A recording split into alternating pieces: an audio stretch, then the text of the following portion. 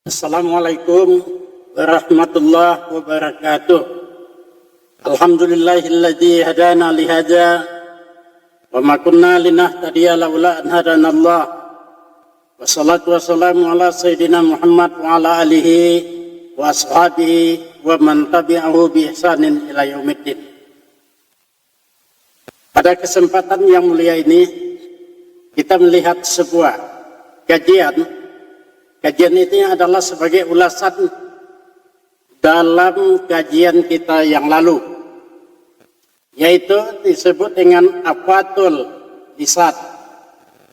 Afatul lisan, bahaya mulut.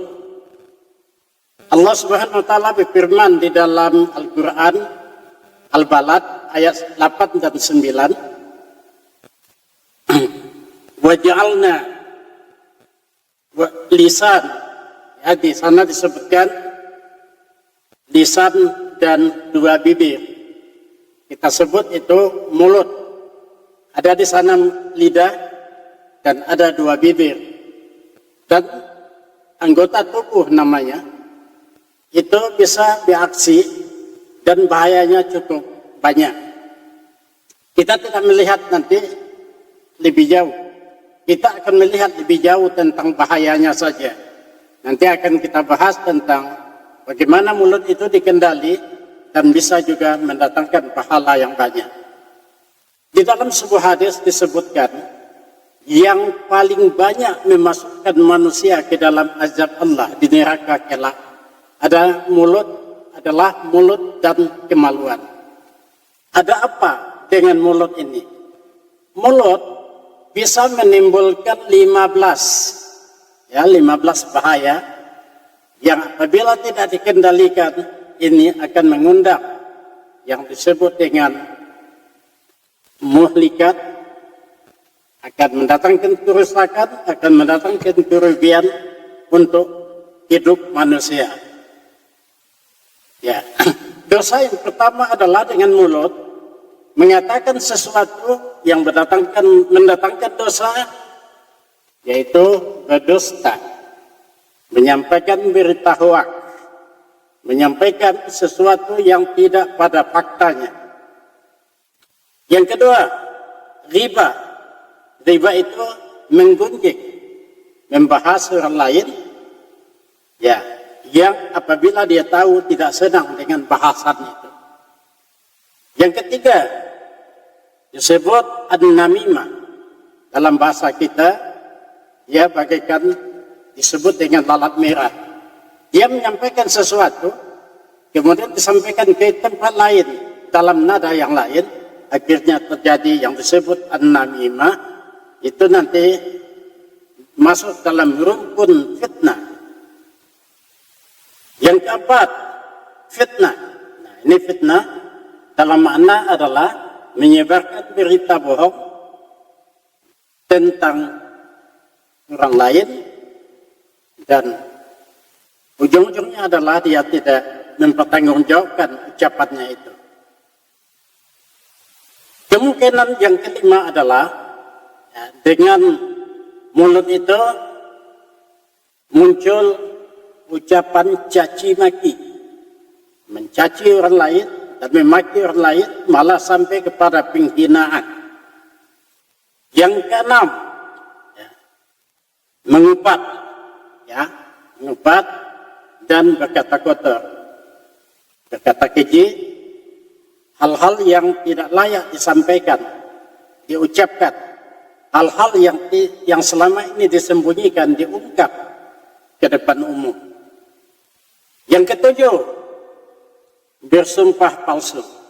Nah, ini bersumpah palsu, dia mau tampil di depan pengadilan, di depan mahkamah, padahal tidak sesuai dengan fakta. Dengan alasan, bisa saja dengan uang, bisa saja untuk membela kelompoknya, bisa saja membela keluarganya, siap menjadi saksi palsu. Ini azabnya cukup dahsyat di hadapan Allah Subhanahu wa taala. Kemudian selanjutnya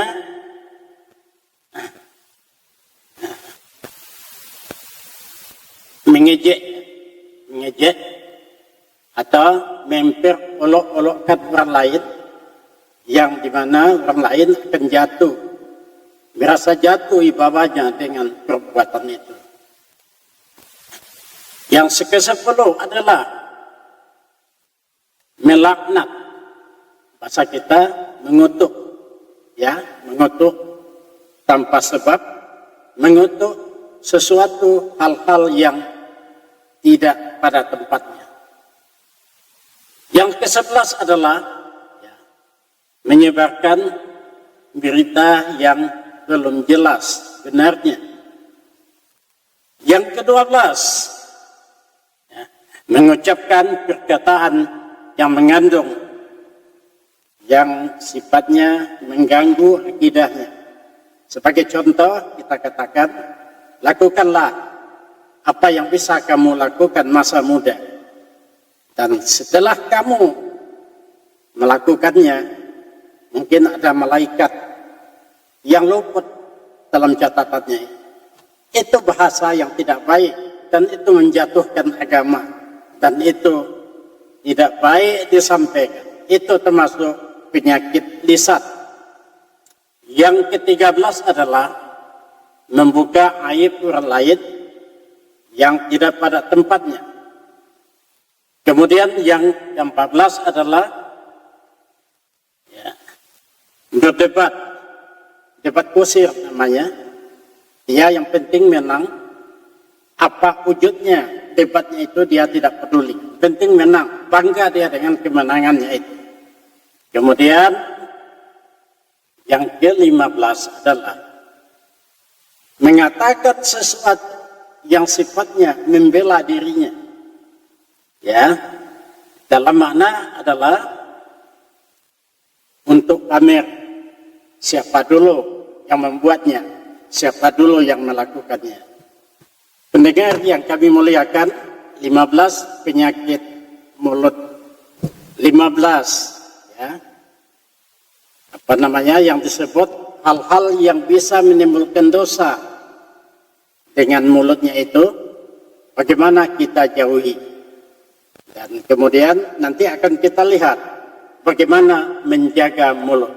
Demikian, wabillahi taufiq wal hidayah. Assalamualaikum warahmatullahi wabarakatuh.